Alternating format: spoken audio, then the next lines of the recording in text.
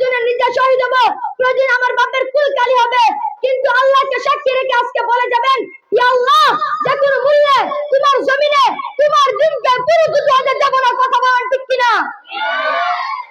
প্রিয় উপস্থিতি, মুসলমান আজ লুকে পড়ে দিন ইসলাম থেকে খারিজ হয়ে যাচ্ছে। অথচ প্রতিটা মুসলমান এই চিন্তা করা উচিত যে আমার নবী যদি পেটে দুইটা পাথর বাঁধতে পারে, আমার পেট তার চাইতে বেশি দামি না।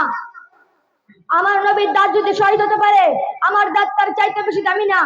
আমার নবীর গালে যদি চর মারা হতে পারে, আমার গাল তার চাইতে বেশি দামি না। আমার নবীর চেহারায় যদি থুতু মারা হতে পারে, আল্লাহর কসম আমার চেহারা তার চাইতে বেশি দামি না। আল্লাহর নবীর চাচাকে যদি 70 টুকরা করে তার কলিজা চিবিয়ে খাওয়া হতে পারে, আল্লাহর কসম আমার বাচ্চাটা তার চাইতে বেশি দামি না। আরে আল্লাহর দ্বীনের জন্য যদি আল্লাহর নবীকে কাবা ছাড়তে হয়, মক্কা ছাড়তে হয়, পবিত্র ঘর ছাড়তে হয়, আমার ঘর, আমার এলাকা, আমার দেশ তার চাইতে বেশি দামি না।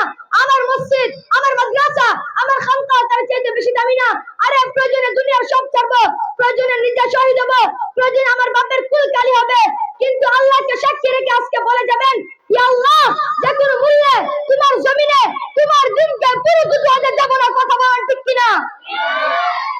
আল্লাহর দ্বীনের জন্য যদি অপমানিত হতে হয় হব, রিমান্ডে যেতে হয় যাব, ফাঁসিতে ঝুলতে হয় ঝুলব। আল্লাহর দ্বীন প্রতিষ্ঠার জন্য যদি জীবন দিতে হয় জীবন দেব। রাসূল সাল্লাল্লাহু আলাইহি ওয়াসাল্লামের ইজ্জত রক্ষার জন্য যদি হাজারটা জীবন পাই, হাজার জীবনে দ্বীনের জন্য রাসূলের প্রেমে উৎসর্গ করতে প্রস্তুত আছি ইনশাআল্লাহ।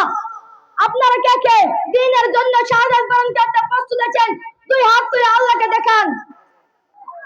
আল্লাহ তাআলা আমাদের সকলকে কবুল করুন, আমিন। ওয়া আখির দাওয়ানা আলহামদুলিল্লাহি রাব্বিল আলামিন। আসসালামু আলাইকুম ওয়া রাহমাতুল্লাহি ওয়া বারাকাতুহু।